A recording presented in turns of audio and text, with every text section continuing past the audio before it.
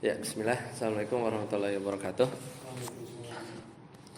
Alhamdulillah hamdan katsiran thayyiban mubarakan fihi kama yuhibbu rabbuna wa yarda. Asyhadu an la ilaha illallah wahdahu la syarika lah. Wa asyhadu anna Muhammadan abduhu wa rasuluh. Allahumma shalli ala Muhammad wa ala ali Muhammad. Alhamdulillahilladzi bi ni'matihi tatimmu shalihat. Kita lanjutkan pelajaran kita masih di bab 38. Itu berkaitan dengan babun man alqa al ulama'a wal umara fi tahrimi ma ahallallahu aw tahlili ma harramahu faqad ittakhadahum arbaban min dunillah. Itu bab barang siapa yang menaati ulama dan umara dalam mengharamkan yang Allah halalkan atau menghalalkan yang Allah haramkan, maka dia telah menjadikan ulama atau umara tersebut sebagai tuhan-tuhan selain Allah. Maka kemarin di sini ada, udah kita baca ya, halaman 162, yaitu keadaan-keadaan berkaitan dengan mentaati ulama dan pemerintah. Ini ada 3. Ya, ada 3. Sekarang kita masuk ke ad-dalilul awal. Ad-dalilul awal wasani, boleh dibaca. Wa qala Ibnu Abbas, silakan.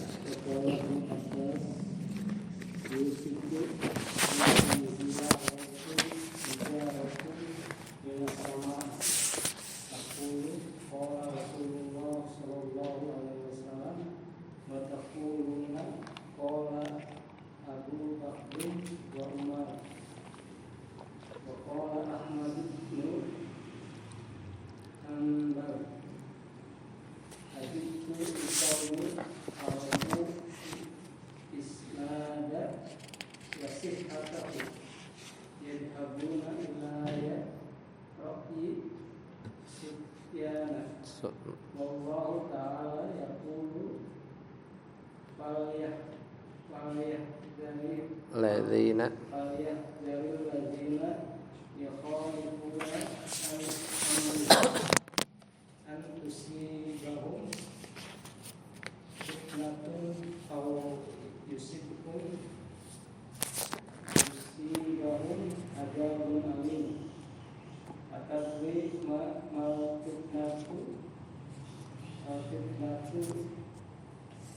fitnatu sarfu Allahu ibadah waktu qawlihi ayat an yaqa'a fi qalbihi syai'un minaz-zaydi fayahrika. Ya, 6. Barakallahu fiik. Yang pertama, dalil yang pertama yaitu dari Ibnu Abbas bahwasanya beliau berkata, yusiku an tanzila alaikum hijaratan. Aku khawatir kalian ditimpa hujan batu minas sama, dari langit. Aqulu qala Rasulullah, karena aku bilang Rasulullah sallallahu alaihi wasallam bersabda, wa taquluna qala Abu Bakrin wa Umar, sedangkan kalian membantah dengan ngomong Abu Bakar berkata, Umar berkata. Jadi Ibnu Abbas bilang Rasulullah bersabda, tapi kalian, hei orang-orang, bilang ya membantah perkataannya Ibnu Abbas yang membawakan hadis dari Nabi SAW dengan dia bilang Abu Bakar, Umar radhiyallahu anhuma bilang begini. Ya, jadi ini tuh tentang ucapan Ibnu Abbas terkait fikih haji. Jadi Ibnu Abbas radhiyallahu anhu memandang bahwasanya yang wajib bagi seorang yang berhaji adalah haji tamattu. Haji tamattu itu kayak hajinya orang Indonesia. Jadi umroh dulu baru haji. Nah, yaitu umroh dulu baru haji, karena kan biasa kloternya pertama datang lebih awal. Kloter 1, 2 itu ya, kloter atau kelompok terbang lebih awal. Jadi umroh dulu baru haji. Nah, maka kata Ibnu Abbas, barang siapa yang tawaf di Ka'bah, nah, otomatis dia nanti habis tawaf selesai umroh, ya dia tahallul, ya motong rambut. Lalu abis itu dia nunggu lah sehari, 2 hari, 3 hari sampai tanggal 8, 9 Zulhijjah untuk berihram kembali, ya berihram kembali untuk haji. Nah intinya, jadi ceritanya tuh Ibnu Abbas bilang bahwa wajib bagi seorang untuk haji tamattu. Nah ternyata kalau kata Abu Bakar sama Umar memandang yang lebih baik adalah seorang melakukan haji ifrad. Haji ifrad ini kan ada jenis-jenis haji ya. Karena supaya orang-orang tuh tidak meninggalkan Ka'bah. Dan orang-orang yang melakukan safar dan orang-orang akan melakukan safar lagi di lain waktu untuk umroh. Jadi intinya Abu Bakar sama Umar melarang menggabungkan antara haji dan umroh. Jadi haji ifrad ya kalau menurut Abu Bakar dan Umar, karena dikhawatirkan nanti akan tidak datang lagi itu si orang-orang. Kalau umroh dulu baru haji, takutnya habis umroh pulang dulu lah gitu, nggak balik lagi, jadi malah nggak haji gitu. Seperti itu. Jadi sedangkan Umar radhiyallahu anhu tidak pengen Ka'bah sepi dari kaum muslimin. Kayak gitu. Jadi tetapi kisah Ibnu Abbas ini, Ibnu Abbas bilang, Nabi bilang haji tamattu. Nabi Muhammad SAW menyebutkan yang terbaik itu adalah haji tamattu. Akhirnya dia bilang Ibnu Abbas, yushiku, aku takut kalian ditimpa ya hijaratan minas sama, hujan dari langit, gara-gara saya bilang nih kata Nabi hajinya tamattu. Tapi kalian bilang enggak, kata Abu Bakar, kata Umar begini dan begitu. Nah ini pembahasan fikihnya. Ya. Tapi inti di bab ini ya, sekelas Abu Bakar Umar aja itu kalau perkataannya diaduin ya sama siapa, Nabi Muhammad SAW, itu nggak boleh, itu nggak bagus. Jadi sikapnya ini tuh nggak pantas. Kenapa? Karena diaduin antara sabda Nabi SAW dibenturkan dengan apa kata Umar, apa kata Abu Bakar yang bilang bahwa hajinya ifrad, kurang lebih begitu kan. Jadi nggak boleh, nggak pantas mempertentangkan sabda Nabi Muhammad SAW. Yaitu dengan sekelas Abu Bakar Umar aja nggak boleh, apalagi misal kita datang Nabi SAW bersabda begini, kata ulama fulan, kata ustadz fulan, kata syekh fulan begini dan begitu. Nah, itu lebih parah lagi ya kan. Abu Bakar Umar aja nggak boleh. Halaman 162.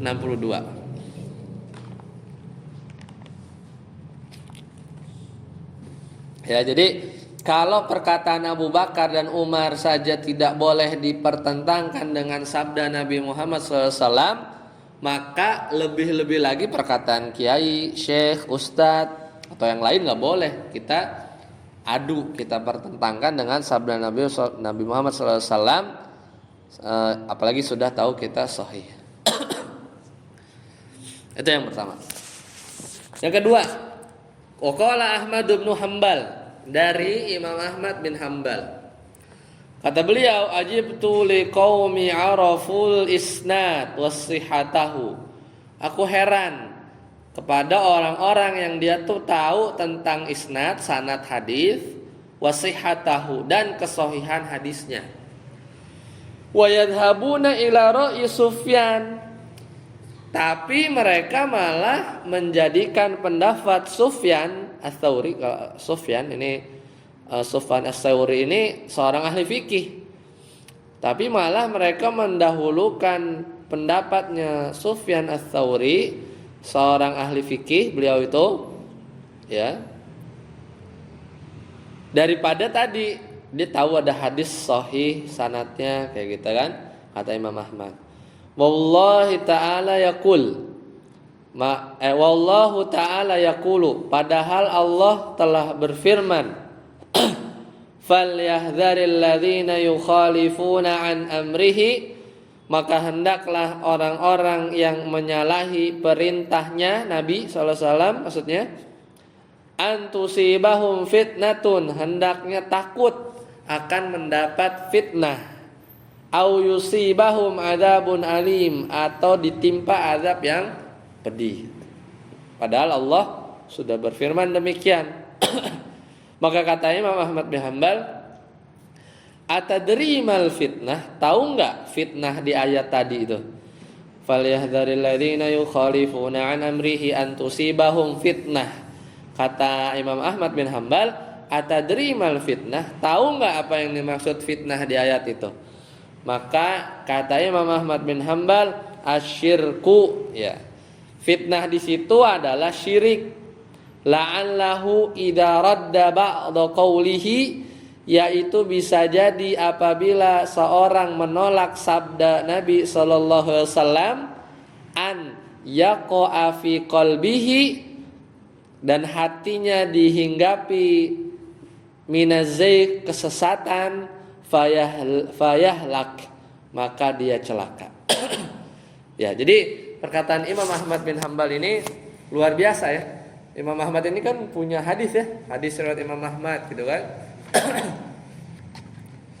Ini heran sama orang-orang yang dia tahu hadis sahih, dhaif, tapi masih berpegang pada perkataan Sufyan Ats-Tsauri. Kita tahu Sufyan Ats-Tsauri ini ulama yang bagus ya, ahli fikih. Dulu banyak ahli fikih kayak Imam Abu Hanifah, Imam Malik, Imam Syafi'i, Imam Ahmad bin Hanbal. Ada yang nggak terkenal Ishaq bin Rahawai, Sufyan bin Uyainah, ya, dan seterusnya. Dan salah satunya adalah Sufyan Ats-Tsauri. Ini adalah tokoh yang bukan sembarang lah, bukan sembarang orang. Nah, tapi Imam Ahmad di sini tentunya dia mengingkari orang-orang yang berpegang pada perkataan ulama, tapi udah jelas nih ada hadis yang sahih ya, tapi ditinggalin malah hadis sahih itu nggak boleh. Itu tidak boleh. Nah, itu maksud dari riwayat yang nomor 2. Lanjut Ustaz deh. Qala Abu Bakar wa Umar.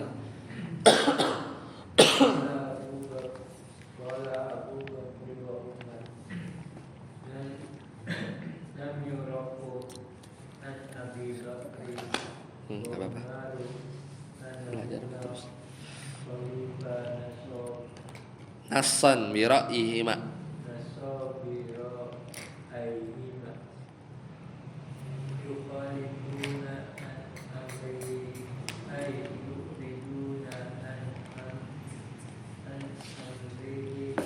Zuhdan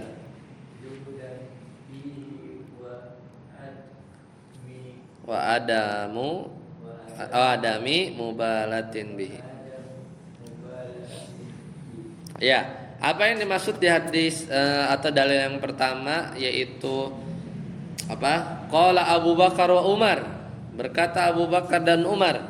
Maksudnya lam yu'raf an Abi Bakar wa Umar, tidak pernah didapatkan Abu Bakar dan Umar annahuma khalafa nassan bi ra'yihima, yaitu mereka berdua menyelisihi nas dengan pemikiran mereka.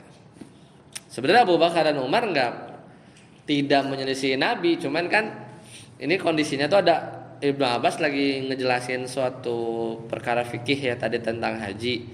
Kemudian Ibnu Abbas bilang Nabi SAW bersabda. Nah, orang lain malah bilang Abu Bakar dan Umar berkata gitu. Jadi kayak diaduin. Padahal Abu Bakar dan Umar sendiri nggak pernah itu menyelisihi Nabi Muhammad SAW. Maksudnya itu jangan sampai salah paham. Kemudian yang kedua, yukhalifuna an amrihi, ini di dalil yang kedua maksudnya mereka menyelisihi perintah Nabi. Yu'riduna an amrihi, maksudnya mereka berpaling dari perintahnya Nabi sallallahu alaihi wasallam, zuhdan karena enggan, enggak mau, fihi wa adami mubalatin bihi, dan karena kurang perhatian terhadap perintah Nabi sallallahu alaihi wasallam. Nah, itu tambahan catatannya. Lanjut. Sataput. Ana yang baca gantian. Lanjut ya. Ukhtulu ikhtalafa yakhtalifu ikhtilaf.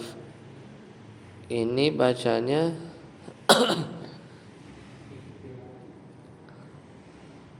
apa ini kok ada domah ya?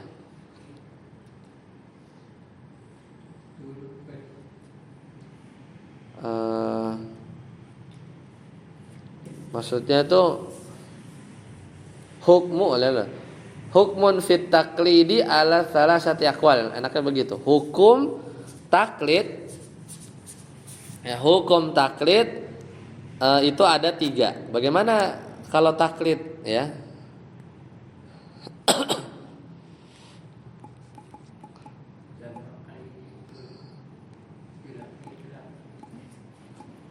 Ikhtilaf. Ukhtulifa paling ikhtalafa yakhtalifu. Ikhtalafa jadi ukhtulifa. Ya, bolehlah. Ukhtulifa itu maksudnya diperselisihkan gitu ya. Ukhtulifa fi taklidi ala salasati aqwal. Ya benar. Jadi hukum taklid itu ada 3 pendapat gitulah kurang lebih. Yang pertama, wujubut taklid, wajib taklid, li'annal ijtihada ughliqa bimautil a'immatil arba'ah. Nah, jadi hukum taklid itu ada 3 nih, ada 3 pendapat. Yang satu bilang wajib taklid. Kenapa? Karena ijtihad itu udah tertutup,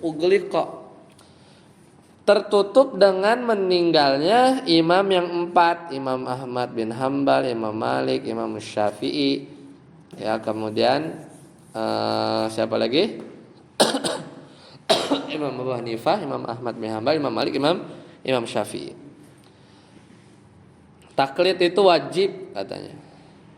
Kalau Muhammadiyah enggak nih, enggak mau, harusnya enggak yang ini pendapatnya.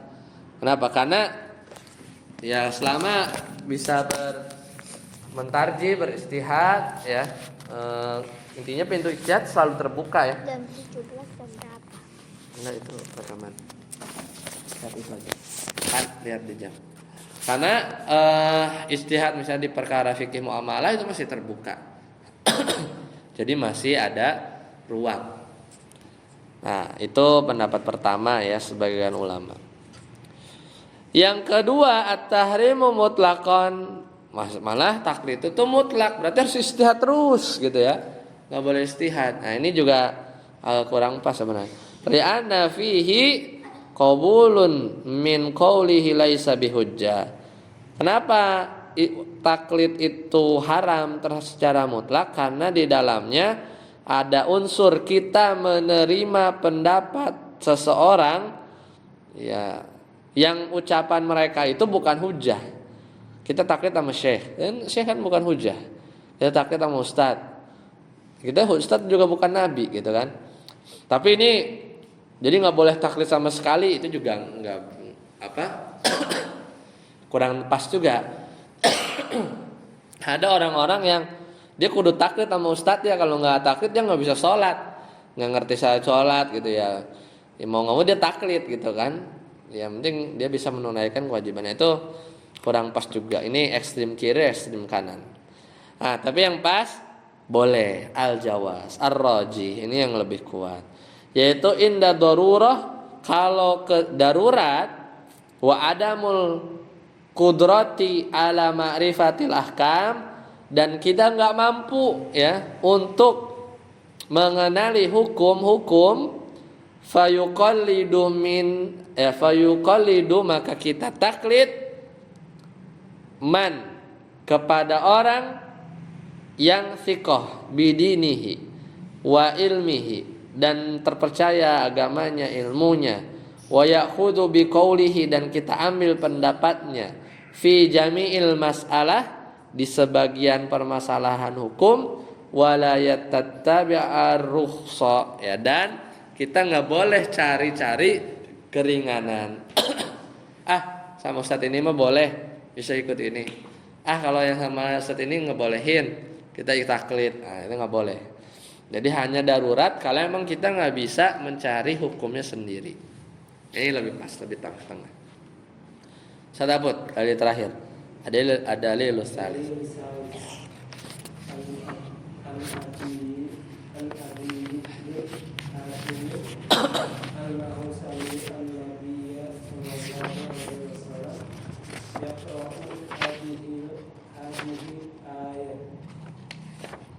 Attakhadhu ahbarahum wa rahbanahum arbaban min dunillahi ayat qala faqultu lahum inna lasna na'buduhum qala alaysa yuharrimuna ma ahallallahu fataharramuna wa yuhilluna ma harramallahu fatuhillunahu wa qultu bala ya qala fatilka ibadatuhum rawahu ahmadu wa Tirmidzi. wa hasana. Nah, barakallahu fiik. Ya, dalil yang ketiga diriwayatkan dari Adi bin Hatim. Ya, dari Adi bin Hatim bahwa dia mendengar Nabi Muhammad SAW membaca firman Allah yaitu surat At-Taubah ayat 31, kata Allah Ta'ala, ittakhadhu ahbarahum, mereka menjadikan ahbarahum orang-orang alim di antara mereka waruhbanahum, dan rahib-rahib yaitu para ahli ibadah. Kayaknya ini ya orang apa namanya Bani Israel ya. Arbaban, sebagai Tuhan, min dunillah, selain Allah. Wal Masih ibn Maryam, dan juga menjadikan Al-Masih putra Maryam sebagai Tuhan maksudnya. Wa ma umiru illa liya'budu ilahan wahidan. Ya, padahal mereka hanya disuruh menyembah Tuhan yang Maha Esa. La ilaha illahu, tidak ada Tuhan selain Allah Subhanahu wa taala. Subhanahu amma yusyrikun, dan Maha suci dari apa? Maha suci Allah Subhanahu wa taala dari apa yang mereka persekutukan. Kan begitu ya ayat lengkapnya al-ayah. Qala maka saya berkata, maksudnya Adi bin Hatim, faqultu lahu, aku berkata kepada Rasulullah SAW, kata Adi bin Hatim, inna lasna na'buduhum, sungguh kami tidak menyembah mereka. Siapa? Rohib tadi ya, ahbar, orang alim, syekh-syekhnya mereka Bani Israel itu ya. Sungguh kami nggak nyembah mereka. Qala, Nabi bersabda, alaysa yuharrimuna ma ahallallahu fatuharrimunah. Bukankah mereka, maksudnya rohib-rohib itu ustadz-ustadz atau apa namanya rohib-rohib, ahbar dari kalangan Bani Israel itu mengharamkan apa yang Allah halalkan, kemudian kalian ikut mengharamkannya, gitu kan? Kata Rasulullah SAW kepada Adi bin Hatim. Kemudian wa yuhilluna ma harramallahu fatuhillunah. Kemudian mereka tuh pada rahib-rahib mereka ya dalam agama Nasrani ya. Jadi dalam agama Nasrani itu ulama ahli ibadah, ulamanya agama Nasrani itu bilangnya ahbar. Kalau ahli ibadahnya di agama Nasrani itu namanya ruhban, ya ruhban.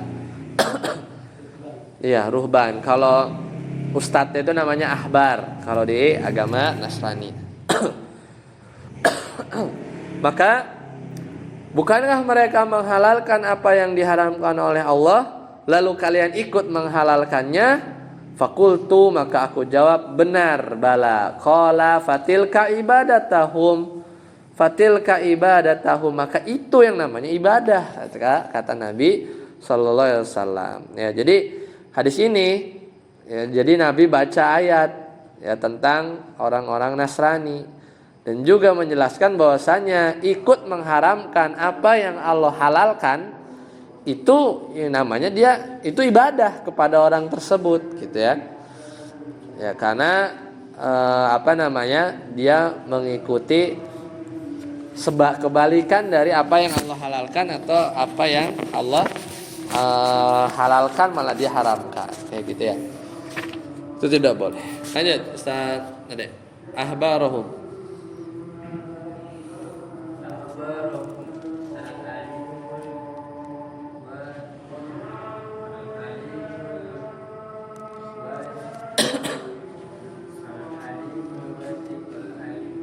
Jam berapa?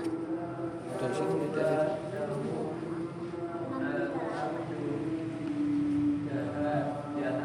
Nggak kelihatan di sini mah. Nggak kelihatan.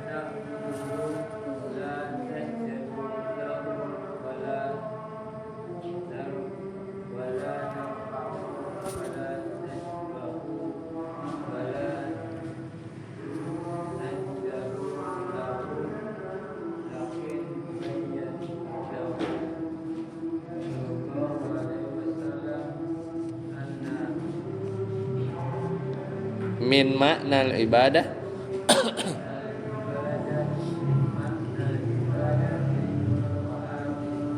at-ta'atu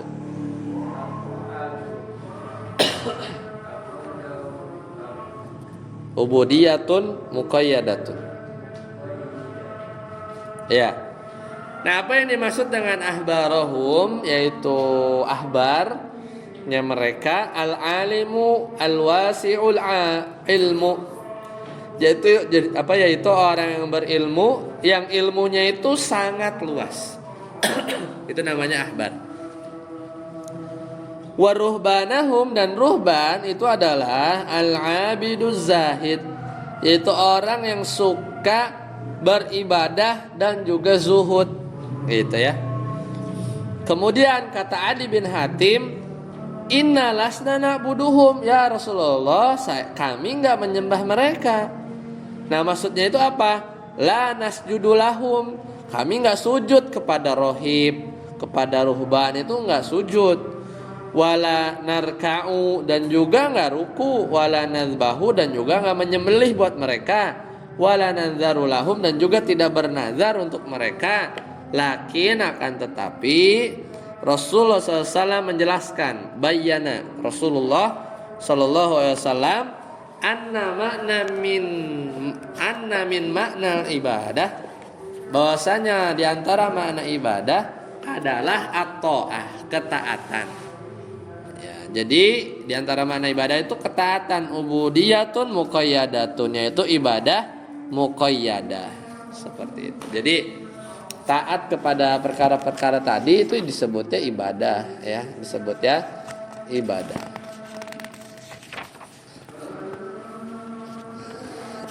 Baik, selesai ya untuk bab 38 ya. 38. Nah, sedikit nambahin.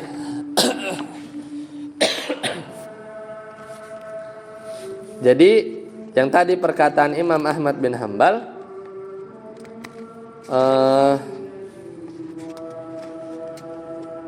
tadi ya tentang apa tadi Imam Ahmad itu perkataan itu mereka tahu hadis tapi malah ngikutin perkataannya Sufyan Ats-Tsauri gitu ya. Nah, itu nggak boleh kan, tidak boleh seperti itu. Kemudian kenapa?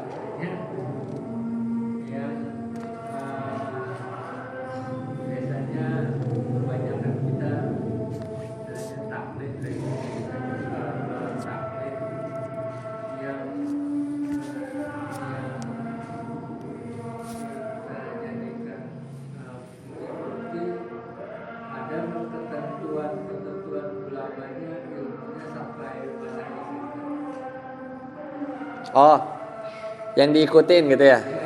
Ya itulah makanya kita juga ketika memilih ulama atau ustadz juga, kita juga harus ada ilmunya sedikit gitu kan, supaya nggak asal pilih gitu. Memang harus ya, tapi ya misalnya nggak tahu sama sekali terus taklid, terus satu waktu kita belajar ternyata keliru, ya insya Allah yang sebelumnya nggak berdosa gitu ya, tapi ya kita perbaiki gitu karena kita udah tahu yang mungkin yang lebih rojih seperti itu. Ya tentunya makanya sekarang itu kalau berbicara sekarang itu nggak individu amannya, itu kumpulan. Makanya karena zaman sekarang tuh udah nggak ada yang kayak Syekhul Islam semua bisa, fikih jago, hadis jago, nggak bisa. Makanya dia berkumpul jadilah majelis ulama, dia berkumpul jadilah lajnah ad-daimah, ya kan? Jadi kumpulan orang-orang yang spesifik, makanya dia diskusi. Jadi keluar fatwanya juga bukan fatwa dari perorangan, tapi majelis gitu kan, itu lebih aman, itu bisa kita ikutin. Ya sekarang tuh metodenya gitu karena orang tuh tahu kapasitas diri dan juga memang dia kadang jago di satu topik aja dan dia nggak bisa jawab. Mestinya ahli fikih muamalah ditanya tentang akidah mungkin nggak bisa jawab juga, harus dia konsultasi lagi ke profesor yang itu yang lebih bagus gitu ya, yang lebih bagus ilmunya. Seperti itu. Jadi nggak bisa pakai sembarangan akal seperti Iya betul. Nah terus tambahan lagi tadi yang ini yang baru dalil ketiga itu adalah tadi ya, bahwasanya ada namanya di antara ibadah juga adalah ketaatan ya, karena ibadah juga kan punya unsur ketaatannya ya, seperti itu. Nah makanya hubungannya dengan undang-undang maka kurang lebih penjelasannya begini.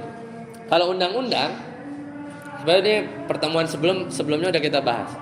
Kalau ngomong undang-undang biasa maka ada hukum yang ada syariat dalam Islam. Misalnya hukum hudud, hukum waris, hukum perceraian.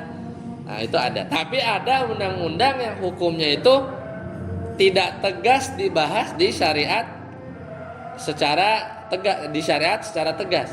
Misalnya hukum ini namanya masuk ke hukum kemarin kita bahas ya bulan lalu, al-maslahah mursalah. Yaitu sesuatu yang dia itu ngasih kemaslahatan umum, misalnya lalu lintas gitu-gitu ya, itu nggak secara jelas dibahas dalam syariat gitu kan, tapi kita boleh mentaati hukum tersebut. Kenapa? Karena masuk bab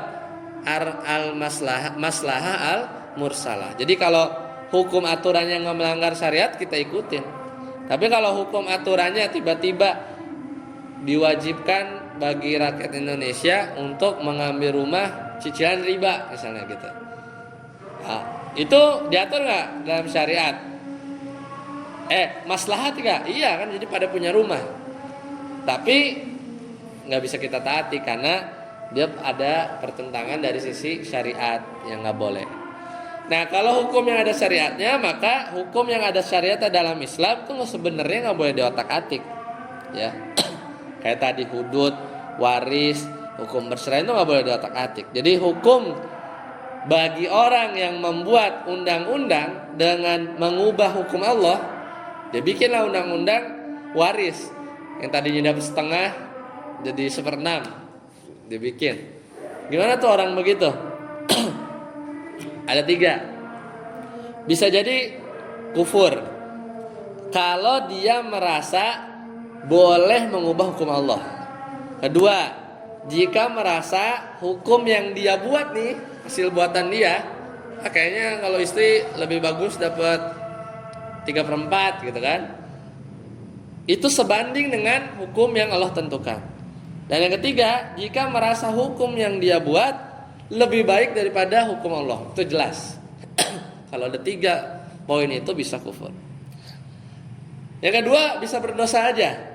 Jika dia mengubah hukum Allah, tapi dia yakin bahwa hukum Allah asalnya nggak boleh dirubah. Dia tahu nggak boleh dirubah nih, tapi ya mungkin dia terpaksa gitu kan, atau gimana. Dan juga dia berdosa Ya, apa namanya? 2. Nah, tapi dia tidak sampai derajat syirik ya, karena dia pas dia bikin sudah nggak tahu hukum Allah ini sama nggak boleh dirubah. Kemudian akhirnya dia tetap ubah dengan keyakinan bahwa sebenarnya hukum Allah itu lebih baik, nggak boleh dirubah. Maka ini jatuhnya berdosa aja, tidak sampai syirik. Nah, bisa berpahala kalau dia memperbaiki undang-undang yang ada sekarang menuju. Jadi sekarang udah jelek nih. Misalnya hukum Allah bilangnya 100, hukum sekarang baru bilang 50, jauh nih. Akhirnya dia terjun di ranah undang-undang, dia perbaiki yang 50 ini jadi 80 supaya makin dekat sama persis pada hukum hukum Islam. Biasanya tantangannya itu ada di ini orang-orang yang berjuang di ekonomi syariah. Susah tuh. Kalau pas banget kayak hukum Allah itu susah. Tapi ya udah dia mungkin dia ada di bank syariah, dia tahu masih ada produk-produk yang kurang benar, tapi dia di situ atau di jawan syariah dia menuju ke sana. Oh, besok udah mulai benar-benar gitu. Nah, itu justru berpahala ya, justru berpahala, tidak masuk contoh yang berdosa. Baik, sampai sini dulu. Ada pertanyaan? Silakan.